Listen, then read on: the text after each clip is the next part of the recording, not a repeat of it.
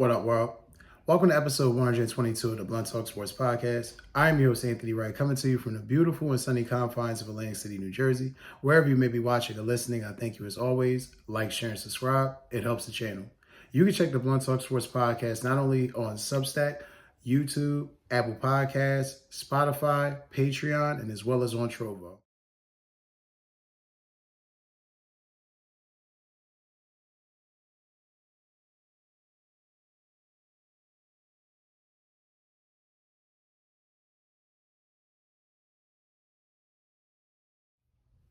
Don't forget to hit that like, share, and subscribe button. Thanks. Happy to be here with you guys on this beautiful June 1st, 2025. We're going to be going over NFL OTA updates and some camp updates, phase 3 for a lot of the teams. Definitely want to touch on that and digress and get into some of the deep dives.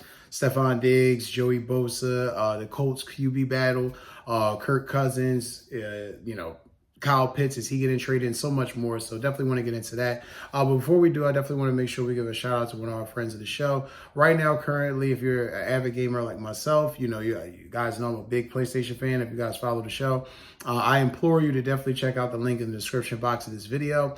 It'll be for Sony Days of Play 2025, which actually started on May 25th and ends June 25th. So I definitely implore you to check it out. There will be a link, a creative ID link with the description of all the great offers that Sony has to offer for you for his Days of Play promotion. Sony PlayStation, more than a game.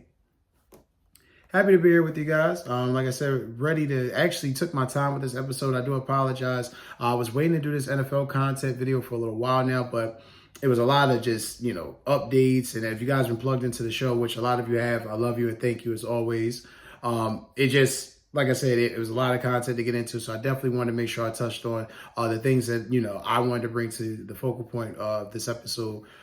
First off, like I said, phase 3 of the OTAs for a lot of NFL teams. So getting into that, first start there, we're going to start with Stefon Diggs, of course, in New England and the craziness with this whole situation. First of all, well documented. If you guys have seen my show, or if you've seen the video I posted, or if you've seen the video period on the internet, well-known video of Stefon Diggs sitting on a boat with his current girlfriend Cardi B and several other females, pulling out a Ziploc with a pink substance pertaining into it. Not going to speculate as to what it is. Internet's already done that for me. But being that as it may, caused a very, very crazy incident. Now, this apparently happened around Memorial Day. He was technically off, so I'm not really sure how that's all going to work out with the personal conduct policy and all, and with how the NFL tries to be, sticklers for that.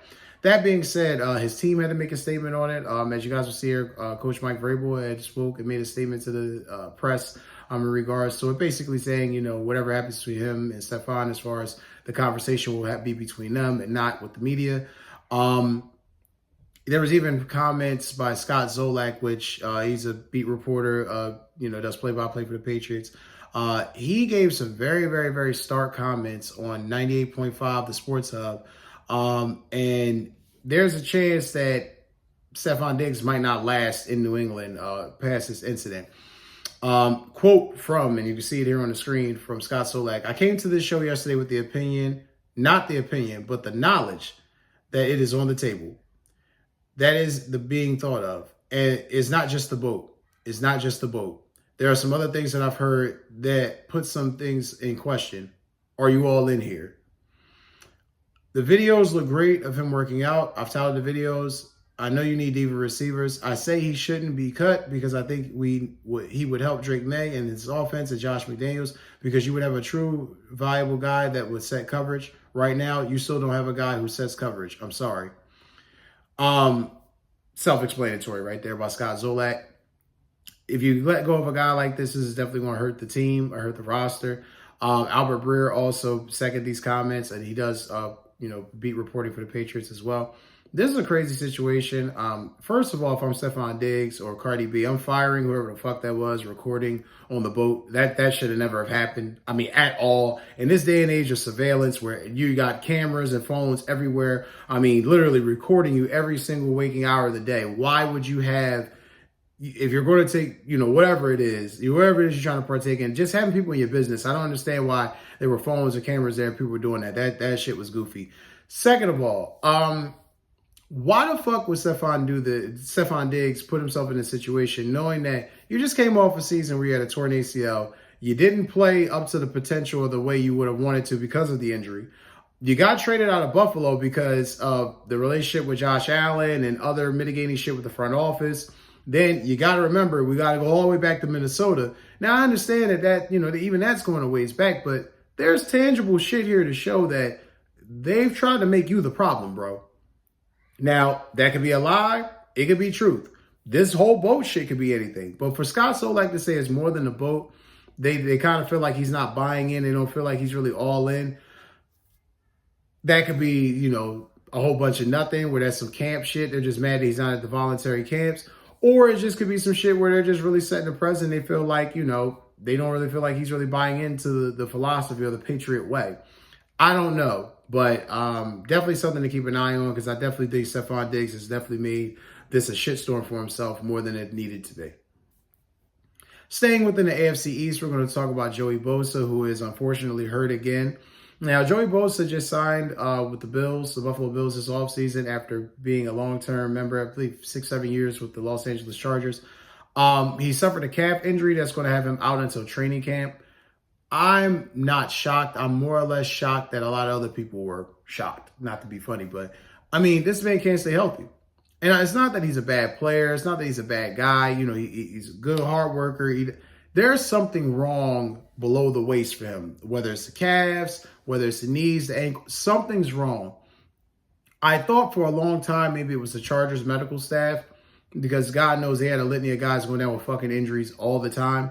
But it just seems like to me, really, that he has something wrong in that lower extremities of his body, whether it's, like I said, knees, calf, quadriceps, ankle, whatever it is, it something's not proper down there. And the degradation of it, the wear and tear is taking its course.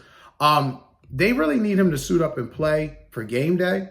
I don't think there's really an issue right now with him not being at OTAs or phase 3 or being at camps or anything like that. But the fact that he's already suffered a major injury like this and they haven't even played a major down of football, it's a bit concerning.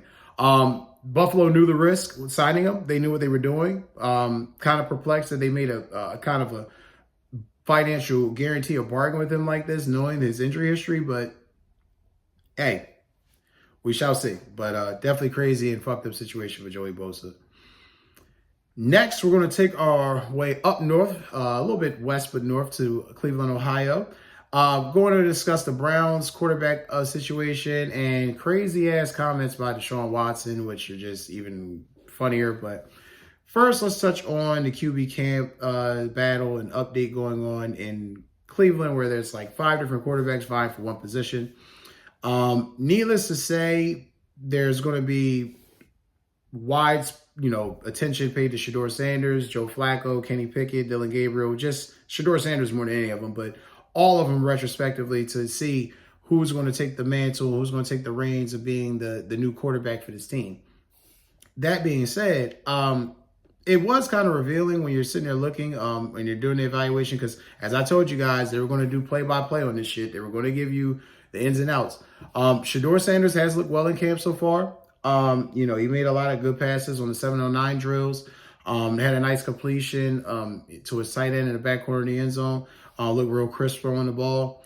Dylan Gabriel, he was 11-16 in his practices. It said he had 2 touchdowns and an interception. Joe Flacco looked efficient. Kenny Pickett looked efficient. It's kind of the situation where you know what you're getting with Flacco.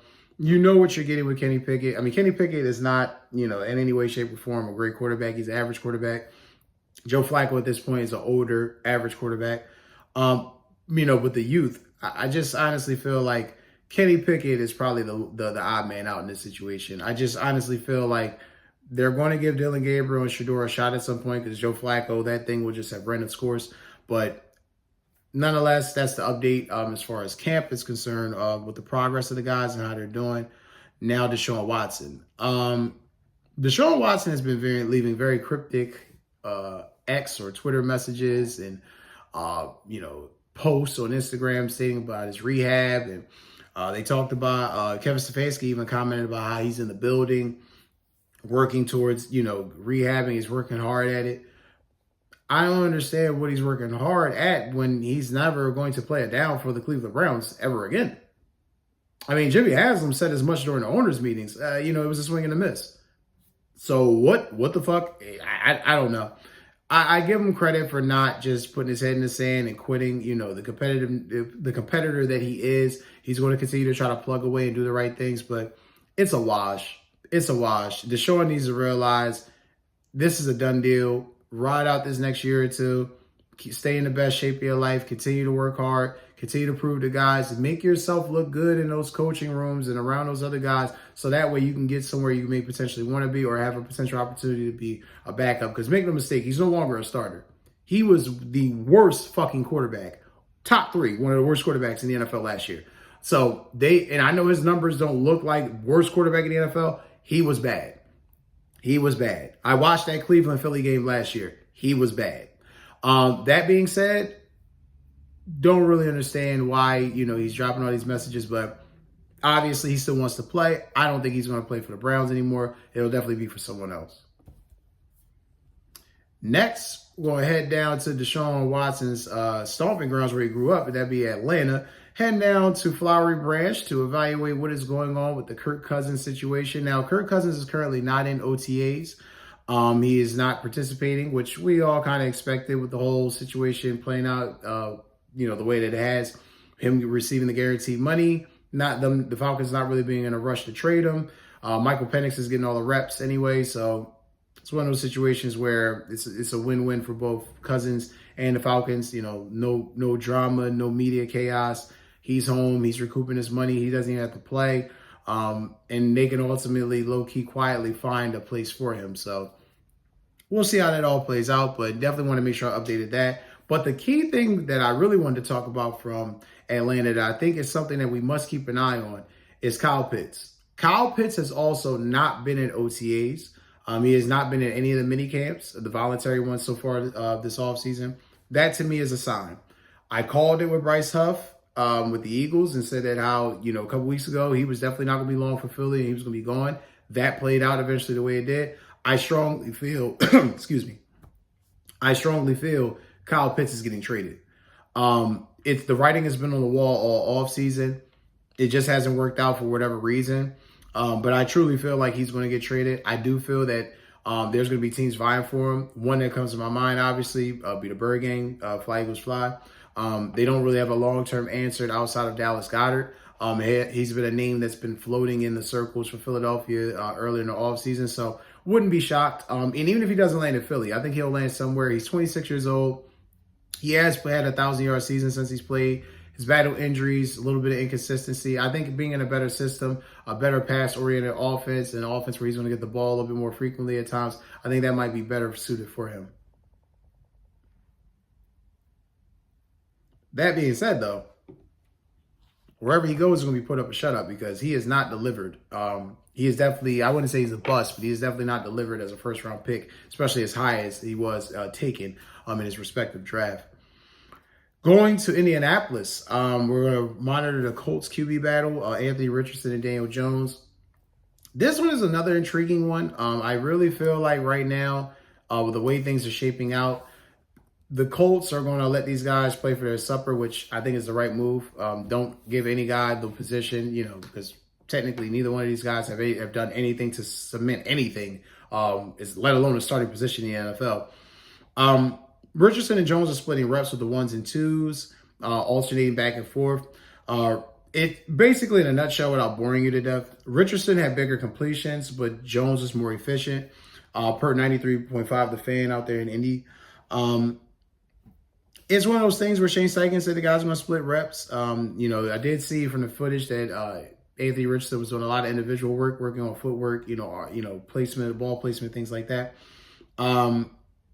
That being said, though, it's still a long ways to go.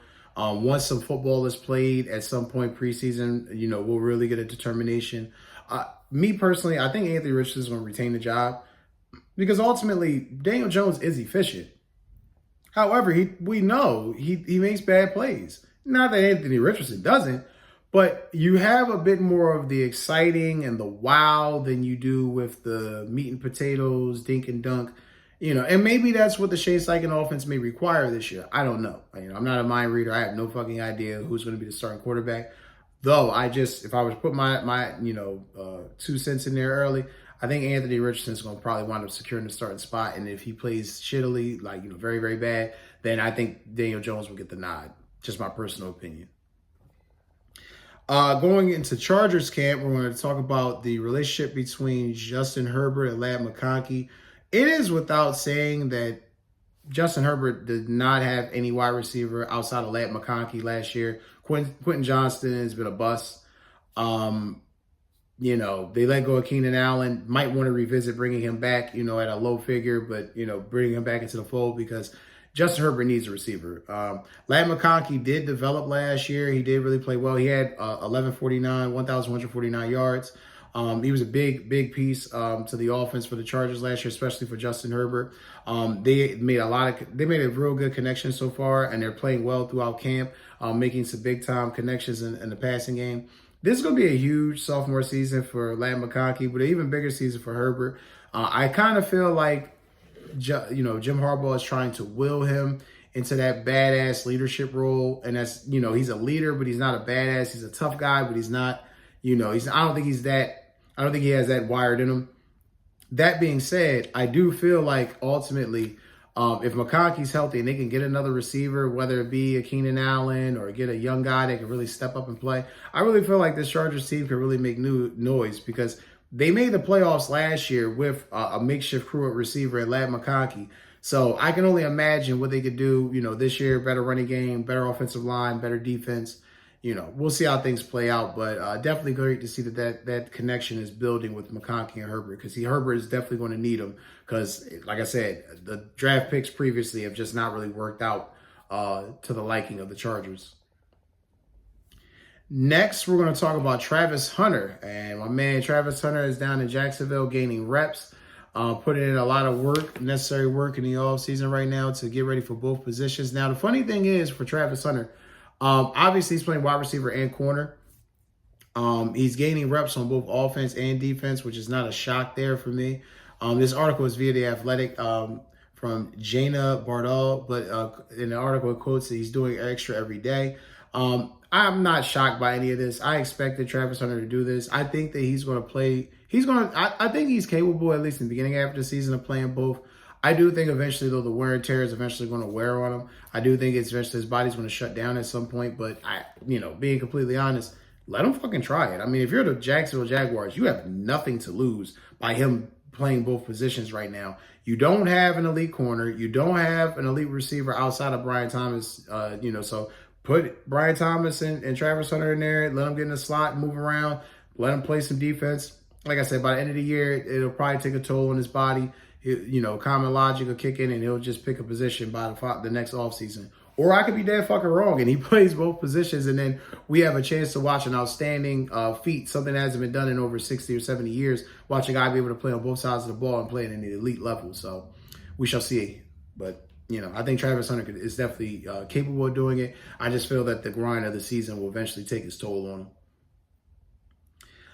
Next, we're going to go to, we're staying in the AFC South. We're going to go to the Tennessee Titans and look at Cam Ward because I ultimately feel like Cam Ward has gotten the most disrespect of any first-round pick I can think of in recent memory in the draft. Cam Ward literally has, and I think that's probably the way, being honest with you, it's probably the way the Titans want it. Quiet, no, not a bunch of eyes on him, just allowed to play and grow and learn. He looked, so far in camp, he's looked poised. It looks like he's had command of the offense from what the Titans website is reporting. He went 11 of 17 in the practice the other day, 8 of 10 in the 7-on-7 portion, and 3 of 7 in the 2-team periods where they alternated first and second squad. Still learning a lot, but obviously that's very good. He's already showing efficiency, so that's something that the Titans are going to need. I even saw that Will Levis was devastated. The Mayo guy is pissed that he's not going to have an opportunity to, win his job back. So he's just going to have to, play the role, which he should expect because there's no way in hell on God's green earth that he was ever going to take this job from Cam Ward, especially after the way he played last year. So great to see Cam Ward is developing. Great to see that he's playing well or practicing well so far. But obviously, being the number one pick, not having that scrutiny that a lot of guys have had and the eyes on you like some of the other guys have had, I really feel like this guy has a chance to blossom, really put on and show out for the Tennessee Titans this year. Heading to Pittsburgh, we're checking in on the Steelers camp and seeing how the progression of their wide receivers are going outside of DK Metcalf. And it was very interesting to note some footage of Roman Wilson working out. Seems to be impressing that camp and really developing into that second role and that role that they hoped he would develop in last year. Now, it's kind of crazy because Roman Wilson has dealt with a shitload of fucking injuries. He dealt with injuries in Michigan. He's dealing with injuries again now in Pittsburgh. But they're going to really need him to really step up. Especially if they do get Aaron Rodgers in the fold. Yet to be seen if he signs a contract with them, but the rumor is Aaron Rodgers is going to be a Steeler.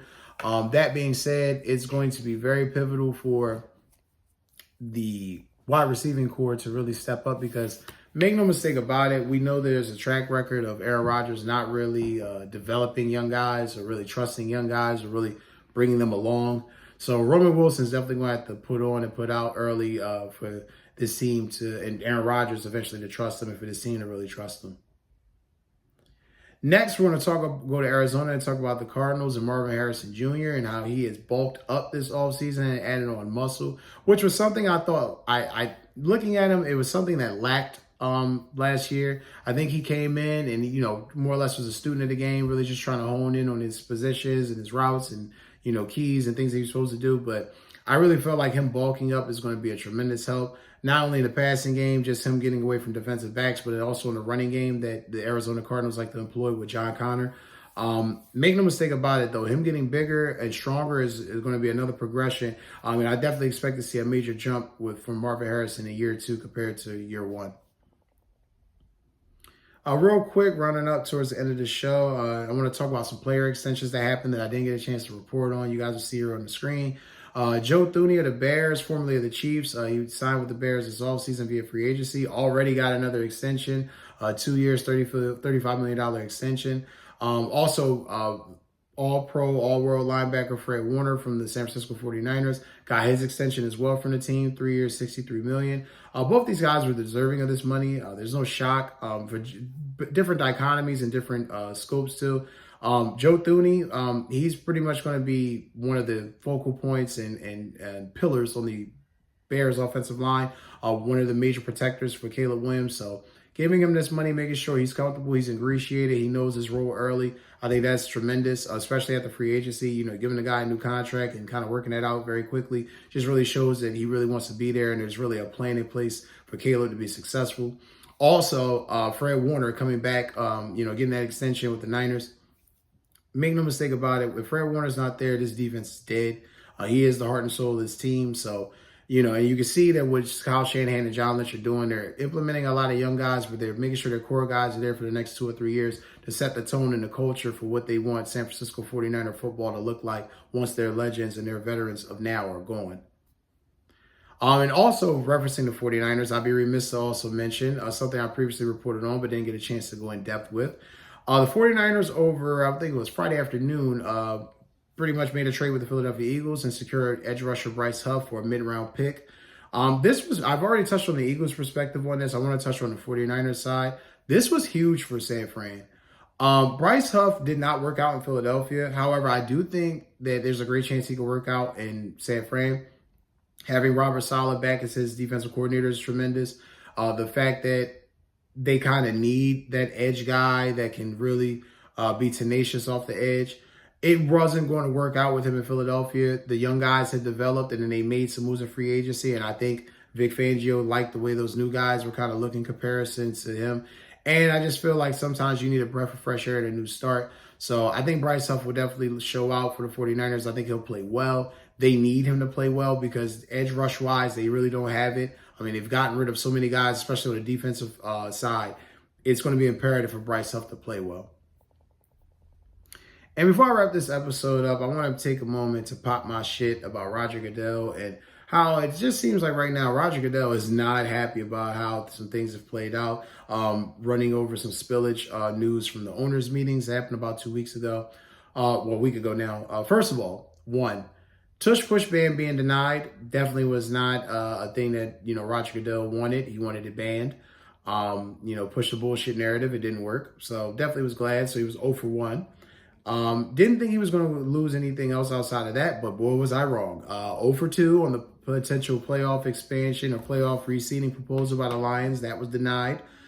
Number 3, something I thought that was definitely going to come up during this meeting that did not come up at all. No 18-game schedule conversation or agreement as of yet. I do think it's still coming at some point because this is something the commissioner has been a stickler for. He's been pushing this.